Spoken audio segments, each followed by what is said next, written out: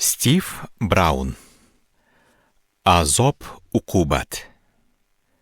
Hayot barbod bo'lganida. O'zingizni dunyo ostin-ustun bo'layotgandek his qilyapsizmi?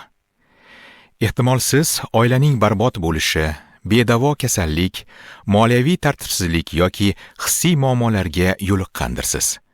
O'zingiz nazorat qila olmaydigan og'ir va dahshatli, sizni butunlay yutib yuboradigan vaziyatga tushib qoldingizmi?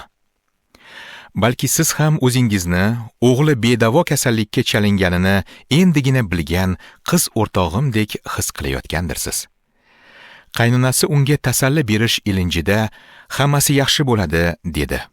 Do'stim esa endi hech qachon yaxshi bo'lmaydi deb dodladi. Agar siz ham ayni damda o'zingizni shunday his qilayotgan bo'lsangiz, bu risola aynan siz uchun. Ortiq hech qachon yaxshi bo'lmaydigan vaziyatlarga tushib qolganingizda qayerga murojaat qilasiz? O'z tajribamdan kelib chiqib aytishim mumkinki, hayot barbod bo'lganida qayg'u nima ekanini biladigan, yer yuzidagi hayot davomida xuddi sizdek azob chekkan Isoga qarash eng yaxshi yo'ldir. Uni tanib bilsangiz, uning oyoqlari ostiga tiz cho'ksangiz, boshingizga tushgan bu bo'ronda u bilan birga yursangiz, hayotingiz avvalgidek bo'lmaydi. Lekin boshingizga tushgan bu azoblarda umid, tinchlik va tasalli topasiz. Iso azoblarni bevosita tushunadi. Getsemane bog'i bizga Isoning yer yuzida yashagan paytlarida tortgan azob-uqubatlarining yorqin tasvirini beradi. Bog'da sodir bo'lgan hodisa Iso Masihning butun muqaddas kitobda berilgan tasvirlari orasidagi eng shaxsiy va hissiy tasviri hisoblanadi. Aynan mana shu bog'da Iso xochda muqarrar va dahshatli o'lim topdi. Do'stlaridan biri allaqachon unga xiyonat qilgan edi. Hatto eng yaqin do'stlari Butrus, Yoqub va Yuhanno ham uni qo'llab-quvvatlashdan bosh tortishdi. Iso otasiga iltijo qilib, "Bu kosani mendan yiroqlashtir" deb yolvorgan paytda ular hatto hushyor tura olmadilar. Isoning boshiga tushgan bu azoblarni qanday qabul qilishini kuzatish bizga azoblarni qanday qarshi olish bo'yicha yo'l yo'riq ko'rsatadi. Bu yo'l yo'riqda realizm, halollik hamda haddan ortiq qiyinchilik paytlarida samoviy otaning ezguligiga ishonish ko'rsatilgan. Shunday ekan, bog'da bir muddat Iso bilan birga o'tiring. Hech narsa endi avvalgidek bo'lmaydi. Lekin siz va yaqinlaringiz uchun umid bor. Keling, ushbu yo'l yo'riqlarni birma-bir ko'rib chiqaylik. Birinchi yo'l yo'riq. Iso o'zining o'ta og'ir va azobli holatlariga qanday haqqoniy qaraganiga e'tibor bering. Iso o'zi bilan nima sodir bo'layotganini yashirmadi. Aksincha u qattiq vahimaga tushib azoblana boshladi va do'stlariga qarab, "Mening jonim o'lar holatda qayg'urmoqda" dedi. Bu haqda biz Mark xabarining 14-bob 33-34-oyatlarida o'qiymiz. O'sha paytda Iso nimalarni boshdan kechirganini to'liq bilmaymiz. Buning bir qismi o'lim va jismoniy azobdan qo'rquv edi. Bir qismi esa Iso xochda bizning gunohlarimiz tufayli tez orada otadan ajralishi kerak edi. Masihning azoblari qanchalik og'riqli bo'lmasin, uning qalbida g'ayritabiiy va dahshatli nimadir sodir bo'layotgan edi. Buning nimaligini biron erkak ham, biron ayol ham avval tushunmagan. Bundan keyin ham tushunmaydi. Masihiyning hayotida ikkita katta xavf-xatar mavjud. Birinchisi, tog'lar bo'lmagan joyda tog'larni barpo qilish. Ikkinchisi, tog'lar bor joyda ularni yo'q deb hisoblash. Bu yerda biz aynan ikkinchi xavf-xatar haqida gapiryapmiz. Masihiylar arslonni shunchaki mushukcha deb atamaydilar. Masihiylar saraton kasalligini shunchaki oshqozonning buzilishi deb atamaydilar. Masihiylar ajrashishni vaqtinchalik ayriliq deb atamaydilar. Asosiy fikr shuki, Iso hayotga ham, o'z holatiga ham pushti rang ko'zoynak orqali qarashni rad etdi. Getsemaniya bog'ida Iso o'z azobining haqiqatiga tik qaradi. Biz ham shunday qilishimiz kerak. Azob uqubat bilan to'g'ri kurashish, uning haqiqiy, og'riqli va og'ir ekanini tan olishdan boshlanadi. Ichki dunyoyingiz ostin-ustun bo'layotgan paytda o'zingizni xuddi hech nima bo'lmagandek tutish, Iso kabi otaga yuzlanib, undan yordam so'rashingizga to'sqinlik qiladi.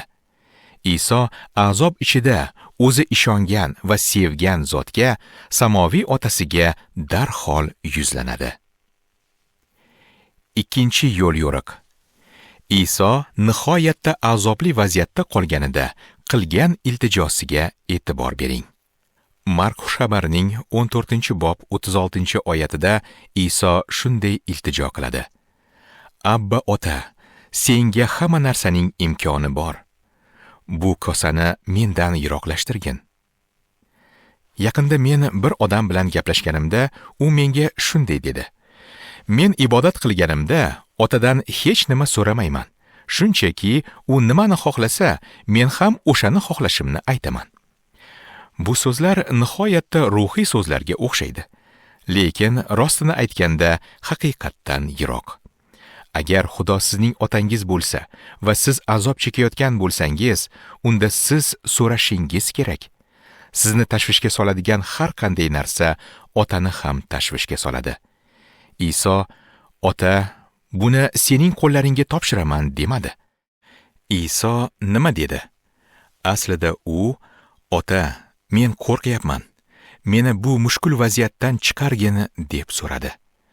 Agar muammolaringiz bo'lsa, Xudo haqqi undan vaziyatga aralashishini va sharoitlarni o'zgartirishini so'rang. Borliq hukmdorining farzandi sifatida bu sizning imtiyozingiz. Yuhanna xabarining 1-bob 12-oyatida aytilganidek, agar siz otaga tegishli bo'lsangiz, unga murojaat qilishingiz mumkin. Bizning ibodatlarimizni eshitish otaga quvonch baxsh etadi. Ko'pincha u bizga ha deb javob beradi. Ko'p yillar oldin men Holiday Broadcasting Corporation'da John Holidayning qo'lida ishlaganman. Undan maoshimni oshirishini so'rashga jur'at topish uchun bir necha hafta mobaynida tayyorlandim. Nihoyat John Holidayning xonasiga kirdim. U kattakon stol ortida o'tirgandi. Men sizdan bir nima so'ramoqchi edim, dedim unga. John Holiday boshini ko'tarib menga qaradi va maoshingizni oshirishimni so'ragani kirdingiz, to'g'rimi? dedi. Men unga xuddi shunday janob dedim. O'zi sizni kutayotgan edim. Agar bir og'iz so'raganingizda bir necha hafta oldin maoshingizni ko'targan bo'lardim, dedi. Shuning uchun biz ham so'rashimiz kerak. Uchinchi yo'l yo'riq. Iso nihoyatda azobli vaziyatda qolganida qanday fikr yuritganiga e'tibor bering. Iso Mark xabarining 14-bob 36-oyatida shunday dedi. Abba ota. Iso ota deb 2 marta murojaat qiladi. Bu birinchi qarashda tuyulganidan ko'ra muhimroqdir. U buni bir marta oramiy tilida, yana bir marta yunon tilida aytadi. Ya'ni Iso juda muhim bir haqiqatga urg'u berish uchun o'z so'zini 2 tilda takrorlaydi. Uning otasi yuz berayotgan barcha voqealar ustidan to'la hukmronlik qiladi. Iso mehribon otasi hamma narsani nazorat qilishini, shu jumladan u duch kelgan azoblar uchun ham mas'ul ekanini yaxshi bilardi. Muqaddas kitobning muallifi bo'lgan Iso Rimliklarga maktub 8-bob 28-oyat ayni haqiqat ekanini ham bilardi. Shuni bilamizki, Xudoni sevganlarga, uning murod maqsadi bo'yicha da'vat qilinganlarga hamma narsa birgalikda yaxshilikka xizmat qiladi. Iso o'g'il sifatidagi mavqei hamda Xudoning hukmronligi ostidagi holatini ifodaladi. Xudoni ikki tilda ota deb atash orqali Iso hayotda uchraydigan vaziyatlar shunchaki tasodif emas degan dunyoqarashni aks ettirdi. Xudo ta'tilda emasdi. Xudo bizning azoblarimizdan bexabar emas. Agar Xudo xabardor bo'lsa, hamma narsalarni nazorat qilib turgan bo'lsa va u bizning otamiz bo'lsa, unda sodir bo'ladigan hech bir narsa Xudoning sevgisi, g'amxo'rligi va yaxshi maqsadlari haqidagi haqiqatni o'zgartirmaydi.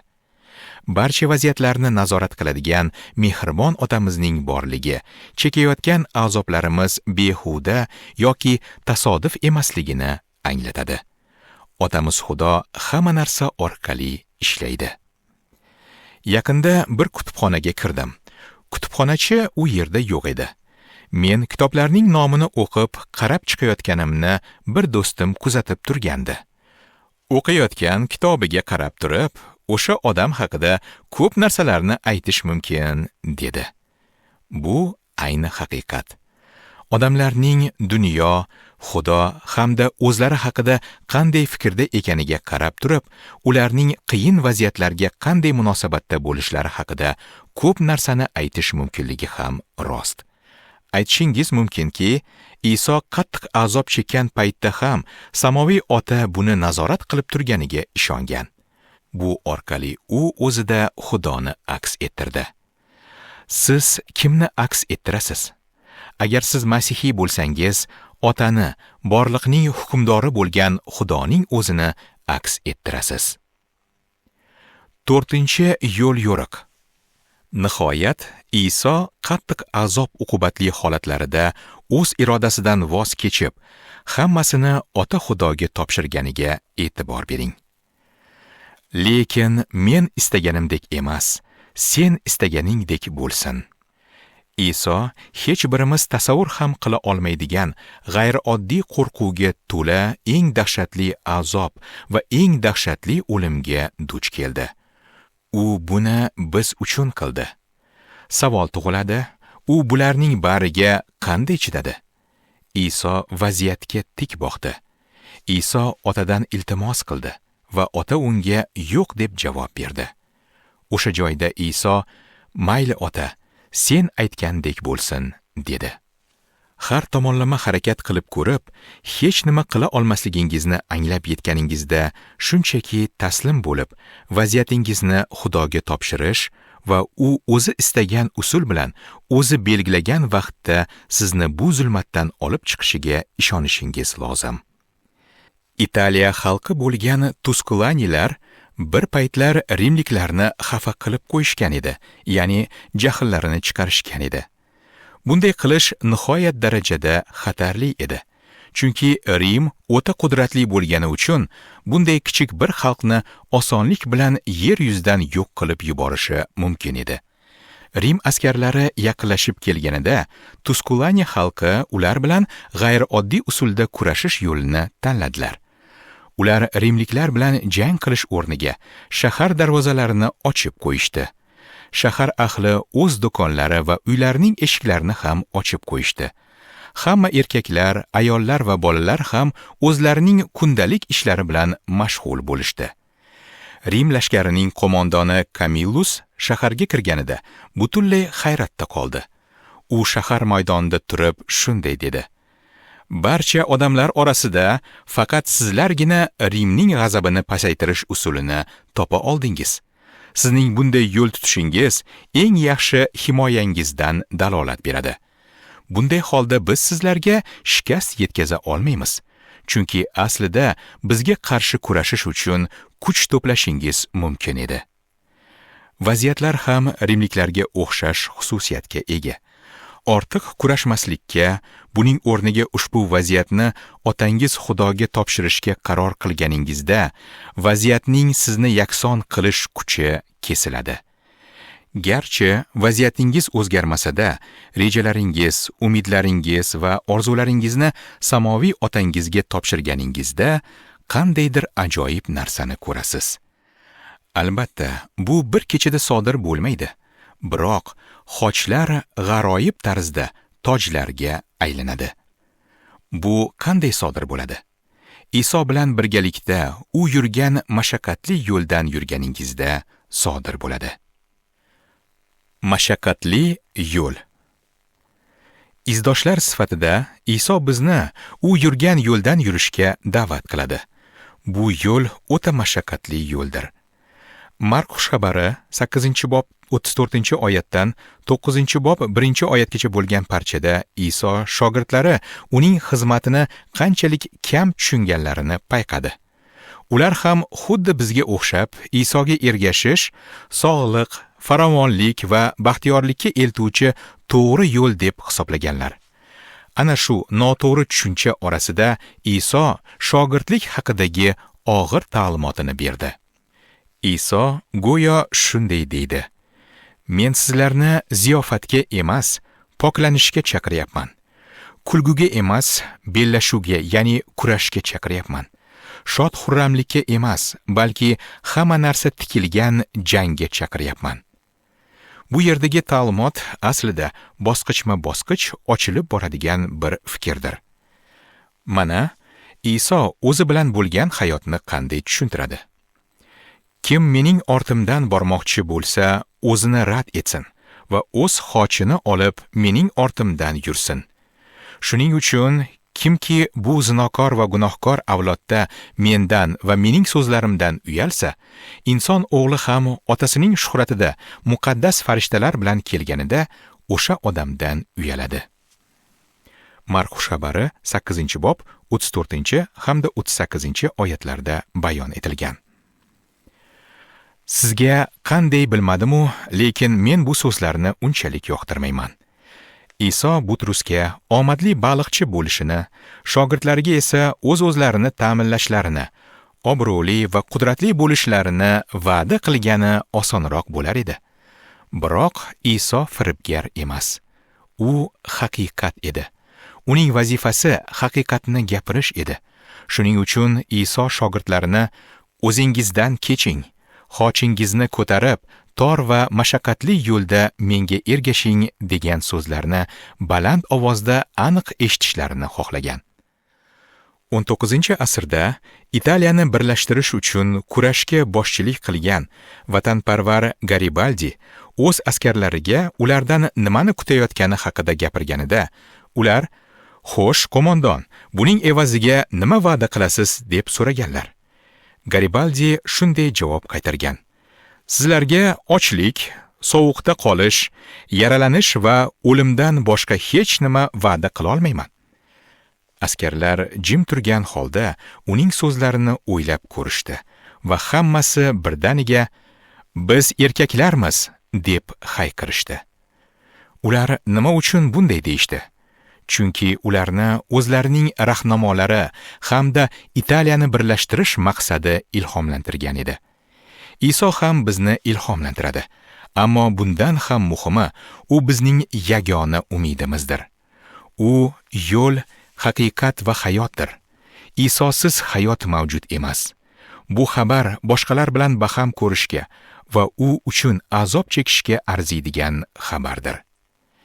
Menimcha, biz masihiy insonlar sifatida bu dunyoga bemaza, suv aralashtirilgan, befarq masihiylikni targ'ib qilib, jiddiy xatoga yo'l qo'ydik. Biz masihiylikdan ko'z yoshlarni, terni, qonni va mixlarni olib tashladik. Keyin esa bular dunyoga moddiy narsalarga berilishidan hamda qiyin vaziyatlar qarshisida o'lib borayotganidan ajablanamiz. Xo'sh, biz nimani kutgandik? Iso shogirdlariga va bizga agar biz ziyofatga bormoqchi bo'lsak, boshqa bir joyga borishimiz lozimligini o'rgatadi. Agar siz o'yin o'ynamoqchi bo'lsangiz, boshqa bir joyga borishingiz kerak. Iso bizni bu dunyoni butunlay o'zgartirishga chaqirgan. Biz shohlikni qurishga chaqirilganmiz. Bu esa bizdan ko'p narsani talab etadi. O'zidan kechib, o'z xochini ko'tarib Iso Masihga ergashish qat'iy masihiylikdir. Bu zamonaviy olamda faqat qat'iy masihiylik o'zgarishlarga sabab bo'lishi mumkin. Iso yurgan yo'ldan biz ham u bilan birga yuramiz. Iso shogirdlarini o'z qadamlari bilan avvaldan belgilab qo'ygan o'ta mashaqqatli yo'ldan yurishga chaqiradi.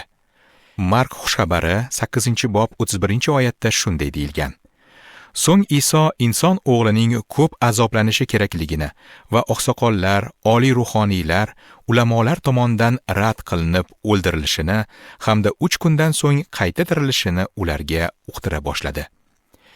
Iso bizdan uning izidan borishimizni so'ramoqda.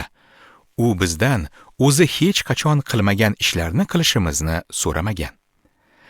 Ba'zida qattiq vasvasaga tushib qolganimda ovozim boricha unga nola qilaman. Qo'limdan kelgancha harakat qilganimda, lekin odamlar meni noto'g'ri tushunganlarida ham Isoga nola qilaman. Holdan toyganimda, o'zimni yolg'iz his qilganimda va qo'rqqanimda ham unga nola qilaman. Iso har doim bilaman deb javob beradi. Vaqti kelib, bu dunyodagi umrim tugaganida va o'lim bilan yuzma-yuz kelganimda ham Isoga nola qilaman. U har doimgidek bilaman deb javob beradi. Iso aniqlaydi. Iso tushunadi. Tushungani uchun hamdard bo'ladi.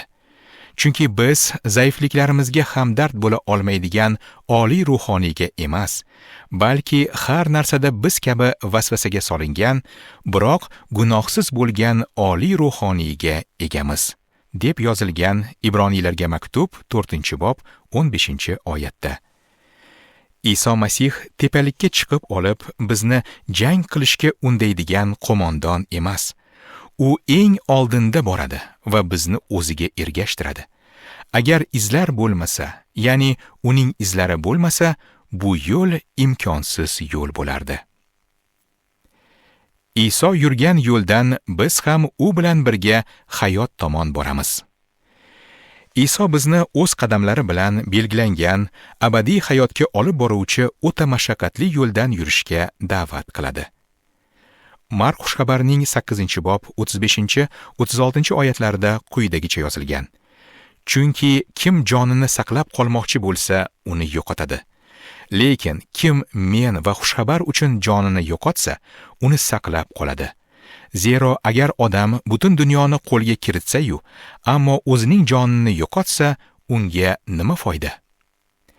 Agar siz o'zingizni o'zingiz ta'minlash, o'zingizni o'zingiz himoya qilish va o'zingizni mamnun qilish payida bo'lsangiz, Xudo sizga mayli, sening mukofoting mana shu hayotda bo'ladi, deydi.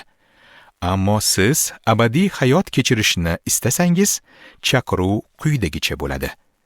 O'zingizdan keching, o'z xochingizni ko'tarib, unga ergashing. Keyin vaqt soati kelganida xochning qiymati naqadar yuqori ekanini bilib olasiz. Siz o'z xochingizni shon-shuhratga almashtirasiz. Hayotda yo'qotganlaringiz evaziga joningizni sevuvchi zotga ega bo'lasiz.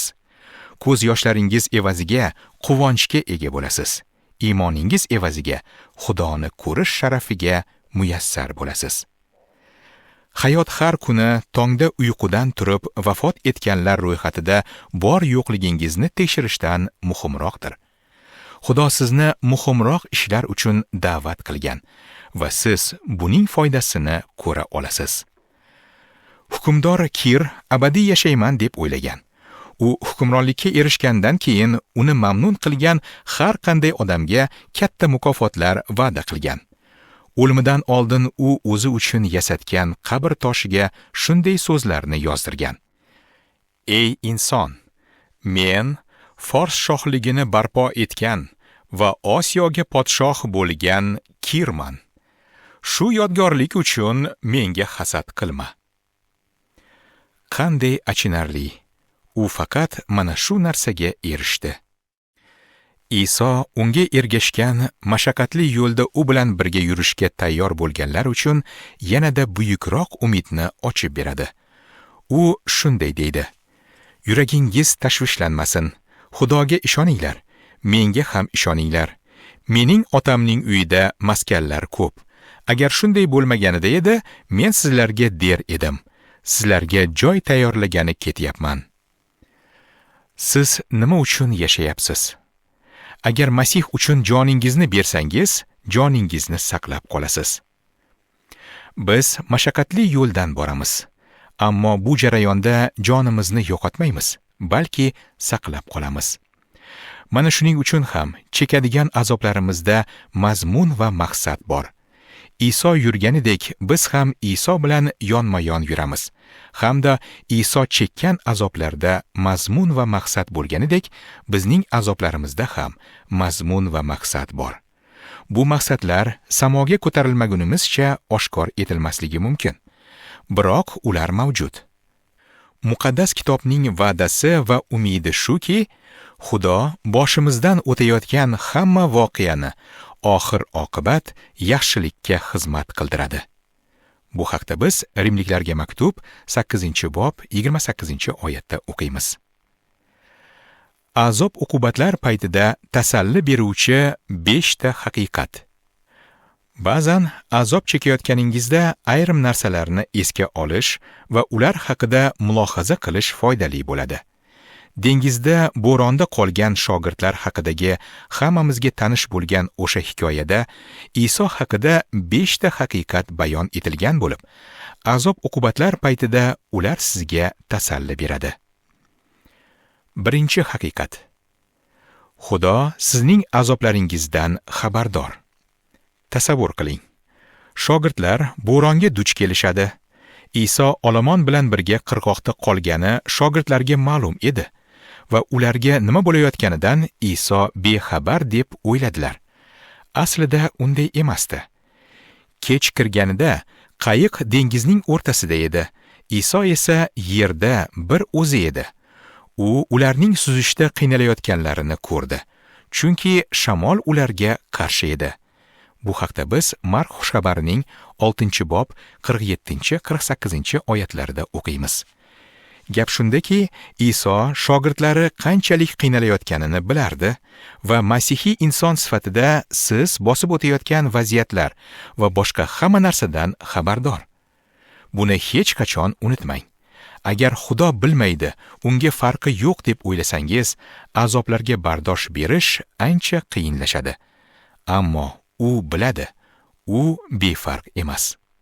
Bir necha yil oldin bir qizdan maktub oldim. O'sha vaqt oilasida kimdir yaqinda o'z joniga qasd qilgan ekan. Qisqacha aytganda, u shunday yozgandi. Rostini aytsam, nima demoqchi ekanimni o'zim ham aniq bilmayman. Men shu qadar yolg'izmanki, tushkunlikdan deyarli vahimaga tushay deb qoldim. O'zimni yolg'iz, juda ham yolg'iz his qilyapman. Tushuntirib bo'lmaydigan bir g'azabdan tashqari qayg'u menda qolgan deyarli yagona hissiyotga aylanib qolgan. Ichim nafratga to'lgan va mening borlig'imni nafrat qamrab olganday. Kecha kechqurun onam menga, agar hayotini boshqatdan boshlash imkoni bo'lganida, umuman farzand ko'rmas edim, dedi. U buni jiddiy aytdi va men uni ayblamayman. Men ham ba'zan u meni dunyoga keltirmaganida edi deb o'ylayman. U qizga nima deb javob berganimni bilasizmi? Unga Sano bastakori, agar ota-onang seni quvib solsa, egam seni o'z bag'riga oladi deganini aytdim. Unga yana aytdimki, u buni sezmagan yoki bilmagan taqdirda ham u nimalarni boshdan kechirayotganini Iso Masih biladi.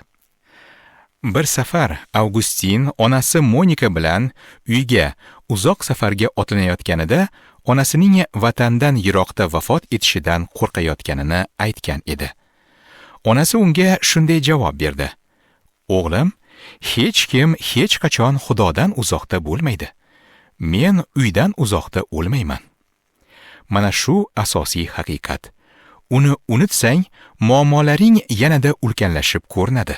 Uni yodda tutsang, muammolaringga to'g'ri nigoh bilan qarashni o'rganasan. Thornton Wilderning Bizning shahar asarida cho'pon Jane Crawford nomiga quyidagi manzil bo'yicha maktub yo'llaydi. Jane Crawford, Crawfordlar fermasi, Grovers Corners, Sutton okrugi, New Hampshire, Amerika Qo'shma Shtatlari, Shimoliy Amerika qit'asi, G'arbiy yarim shar, yer sayyorasi, quyosh tizimi, koinot, Xudoning tafakkuri.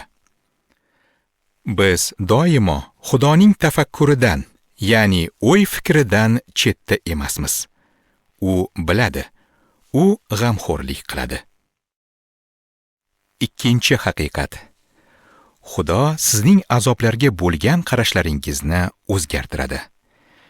Iso shogirdlari uchragan bo'ronga nisbatan chora ko'rish uchun dengizga tushganida tungi 4-qorovullik navbati, ya'ni taxminan soat 3 dan 6 gacha bo'lgan vaqt edi. Boshqacha aytganda, Iso tog'da o'tirib, bo'ronga va bo'ronda qolgan shogirdlarga qarab turgan va bir necha soat hech nima qilmagan edi. Darhaqiqat, u ularning yonidan o'tib ketmoqchi bo'ldi. Iso ularga qarab, muammoga duch kelganlarini bildi. Ular eshkakni qattiqroq eshishlari kerakligini bilardi, ammo cho'kib ketmayotganliklarini ham bilardi. Kimdir qop-qorong'i tunda poyezd yo'li bo'ylab ketayotgan odam haqida hikoya aytib bergandi. Birdan poyezd kelayotganini eshitib dahshatga tushadi, lekin qochgani yo'l yo'q edi. U ko'prik tomonga sakraydi va ko'prikning chetiga osilib qoladi. Nihoyat poyezd o'tib ketayotgandan keyin u yuqoriga chiqishga madori yetmasligini va o'sha yerda osilib turishga majbur ekanini tushundi. Aks holda minglab metr balandlikdan qulab tushadi. Keyingi kuni tongda kun yorishgan vaqtda u yerdan bor yo'g'i bir qarich balandda osilib turganini bildi. Ba'zan bizda ham shunday bo'ladi. Bizni vahima bosadi, lekin Xudo bizni qutqarishni allaqachon reja qilib qo'yganini unutamiz. Shogirdlar Isoni ko'rganlarida buni tushundilar. Shunday ekan, azob uqubatlar paytida Xudodan sizga Isoni ko'rsatishini so'rang. U bizning najot yo'limizdir. U bizdan bir qarich pastda turgan yerdir. Agar yiqilib ketsangiz, u sizni ushlab qoladi. Masihiylar uchun muqaddas bitiklarning xabari quyidagicha. Xudo sizning otangiz va siz unga ishonishingiz mumkin. Iso siz bilan va u sizni hech qachon tashlab ketmaydi. Muqaddas ruh har kuni, har lahzada hozir u nozir. Tun bo'yi osilib turganingizda ham sizga hech nima bo'lmaydi. Isoni ko'ra olish uchun iymon so'rang va sizga beriladigan javob har doim ha bo'ladi. Eski naql haq so'zlaydi. Qo'rquv eshikni taqillatdi, iymon esa eshikni ochdi. Qarasa, u yerda hech kim yo'q ekan. Uchinchi haqiqat. Xudo mutlaq hukmron bo'lib, azob uqubatlar vaqtida ham unga ishonsak bo'ladi. Shogirdlar muammoni yechim bilan adashtirib, muammoni yanada kuchaytirishdi. Ular Isoning suv ustida yurib kelayotganini ko'rganlarida uni arvoh deb o'ylab qo'rqib ketishdi. Ba'zan biz ham shunday qilamiz. Azob chekayotgan paytimizda Iso yonimizga kelganida uni tanimay qolamiz. Har bir iymonli kishi o'rganishi lozim bo'lgan eng muhim tamoyillardan biri shukr qilishdir. Fesalonikaliklarga 1-maktub 5-bob 18-oyatda shunday deyilgan. Har qanday sharoitda Xudoga minnatdorchilik bildiringlar, chunki Iso Masihda bo'lganingiz uchun sizlar haqingizda Xudoning irodasi shundaydir. Bu so'zlar sizga nima bo'lishidan qat'iy nazar Xudoga shukr qilish lozimligini bildiradi. Qanday qilib? Siz buni qila olasiz, chunki u hayotingizdagi har bir vaziyatda ishtirok etadi. Kichkina bolakay bobosining oldiga borib, unga "Bobojon, siz biron marta bo'lsa ham Xudoni chindan ko'rganmisiz?" deb so'radi. Bobosi unga "O'g'lim, ba'zan o'zim ham men faqat Xudoni ko'raman deb o'ylab qolaman" deb javob berdi. Masihiy insonlar sifatida birodar Lawrence aytganidek, biz Xudoning huzurini his qilishni o'rganishimiz kerak. Muammolaringizni yanada kuchaytirmoqchi bo'lsangiz, har bir muammoni baxtsiz hodisa deb hisoblang. Agar muammolaringiz hal bo'lishini istasangiz, ularda Xudoning qo'lini ko'rishni o'rganing. Diqqat bilan quloq solishni o'rganing, shunda Mark xushxabari 6-bob 50-oyatda dadil bo'linglar, bu menman, qo'rqmanglar degan so'zlarni aniq eshita olasiz. 4-haqiqat. Azob uqubatlaringizda Xudo sizga yordam berishga qodir va u buni xohlaydi. Avvaliga shogirdlar Iso bo'ronni tinchitishga qodirligini va shuni istashini anglab yetmadilar. Iso ularni bo'ronning kuchini his qilishlariga qo'yib berdi, chunki o'zining aslida kim ekanini bildirmoqchi edi. Faqat Xudogina shamol va to'lqinlarni boshqarishi mumkin. Shogirdlar o'zlarining do'sti va ustozi bo'lgan Isoning qanchalik qudratli ekanini bilishlari kerak edi. Isoning qanday qudratga ega ekanligini bilganlaridan keyin ularning vaziyatga bo'lgan qarashlari o'zgardi. Bu narsa hozirgi kunda ham haqiqatdir. Bizning barchamiz Iso Masih shamollarni, moddiy, hissiy, jismoniy yoki ruhiy shamollarni nazorat qilishini bilishimiz kerak. Ba'zida biz bo'ron va to'lqinlar ichida o'zimiz yolg'iz qolib ketgandek his qilib, qanday qilib bo'lsa ham cho'kib ketmaslik uchun bor kuchimiz bilan suzishga harakat qilganimiz uchun muammolarimiz murakkablashib ketadi. Biz o'zimizning shaxsiy yechimlarimiz, ko'proq pul topish, boshqa inson bilan turmush qurish yoki umuman turmush qurmaslik haqida o'ylaymiz.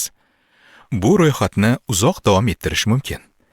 Ammo haqiqiy muammo shundan iboratki, qayg'imizda Xudoning bo'lishiga yo'l qo'ymaymiz. O'z kuchimizga ishonishimiz esa qayg'imizga Xudo chiqishiga to'sqinlik qiladi. Biz kurashayotgan vaqtimizda ruhiy hayotimiz ham kurash olib borishi ajablanarli emas. Yaqinda do'stlarim yakshanba maktabida o'qiydigan bolalarning har biriga uylariga olib ketishlari uchun kichkina o'simlik berishdi. Bolalar har kuni kalom o'qishlari va ibodat qilishlari lozim edi. Kalom o'qib ibodat qilganlaridan keyingina ular o'simliklarga suv qo'yishlari mumkin edi. Bu haqda o'ylab ko'ring. Agar bolalar kalom o'qimasalar va ibodat qilmasalar, o'simlikka suv quymaydilar va tabiiyki o'simlik asta-sekin quriy boshlaydi. Bolalar o'simlikka nima bo'lganini ko'rganlarida, ular o'zlarining jonlari va hayotlariga nima bo'lganini ko'radilar. Ibodat qilish va kalom o'qish sehr jodu emas yoki qonun bilan belgilanmagan. Bu shunchaki Xudoni o'z hayotimizga, ya'ni o'z qayg'imizga taklif qilishimiz uchun Xudo ko'rsatgan yo'ldir. Isoning oldiga borib, ichingizdagi hamma gaplarni unga aytganingizda va uning o'z kalomi orqali sizga aytganlarini eshitganingizda, yuragingiz mustahkamlanib, dalda olasiz. Shamollar har doim ham tinchlanmaydi, doimo yangi bo'ronlar keladi.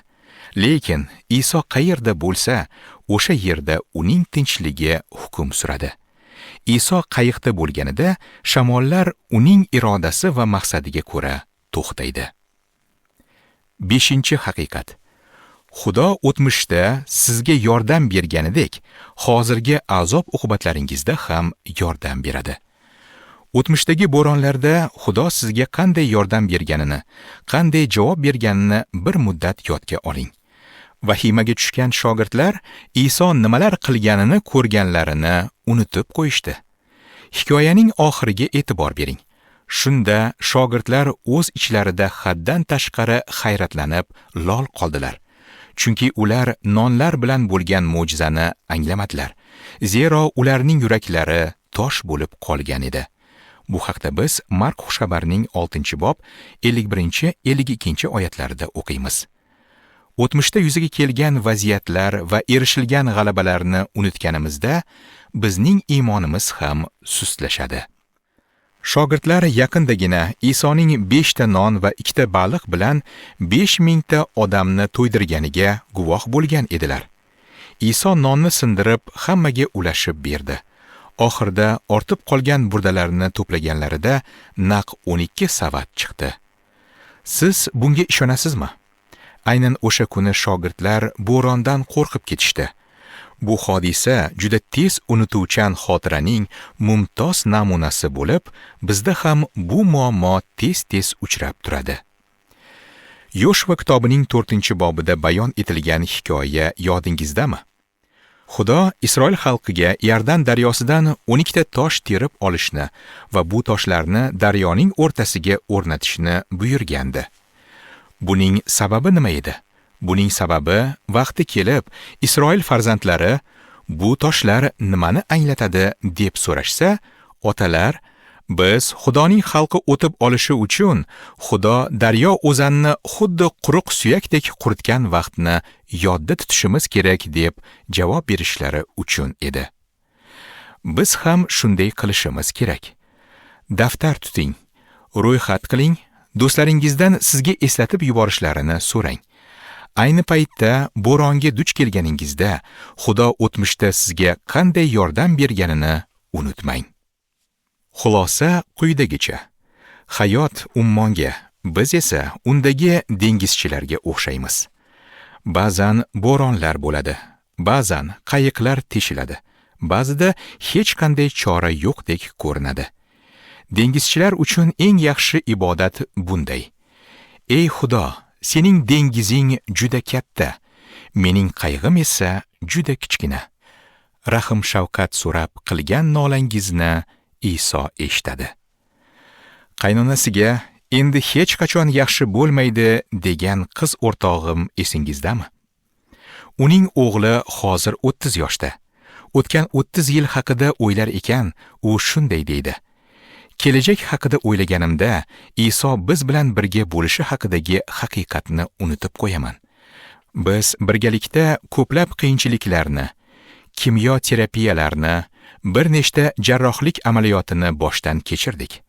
Biroq Iso har doim biz bilan birga bo'ldi. U bizga yordam berdi, bizni qo'llab-quvvatladi, iymonimizni o'stirdi. Uning qaynonasi haq edi, hammasi yaxshi bo'ldi. Qiyin, lekin hammasi yaxshilikka. Iso qiz o'rtog'imning hayotini butunlay o'zgartirdi. U mening hayotimni ham butunlay o'zgartirdi. Iso sizning hayotingizni ham butunlay o'zgartiradi.